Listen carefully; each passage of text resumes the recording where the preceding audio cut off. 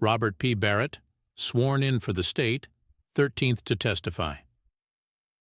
I am a machinist for the National Pencil Company. I have been there about 8 weeks. On Monday morning, April 28th, I found an unusual spot that I had never seen before at the west end of the dressing room on the second floor of the pencil factory. That spot was not there Friday. The spot was about 4 or 5 inches in diameter and little spots behind these from the rear, 6 or 8 in number. I discovered these between 6:30 and 7 o'clock Monday. It was blood. It looked like some white substance had been wiped over it. We kept potash and haskoline, both white substances, on this floor. This white stuff was smeared over the spots. It looked like it had been smeared with a coarse broom. There was a broom on that floor, leaning up against the wall. No, the broom didn't show any evidence of having been used except that it was dirty. It was used in the metal department for cleaning up the grease. The floor was regularly swept with a broom of finer straw. I found some hair on the handle of a bench lathe. The handle was in the shape of an L. The hair was hanging on the handle, swinging down. Mell Stanford saw this hair. The hair was not there on Friday. The gas jet that the girls sometimes use to curl their hair on is about 10 feet from the machine where the hair was found. Machine number is number 10. It is my machine.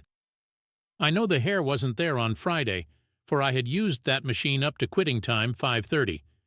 There was a pan of haskoline about 8 feet from where the blood was found. The nearest potash was in vats in the plating department, 20 or 25 feet away. The latter part of the week I found a piece of a pay envelope, States Exhibit U, under Mary Phagan's machine. I have examined the area around the elevator on the main floor, and I looked down the ladder and I never saw any stick. I did not find any envelope or blood or anything else there. Cross-examination. I never searched for any blood spots before, until Miss Jefferson came in and said she understood Mary had been murdered in the metal department. Then I started to search right away. That was the only spot I could find.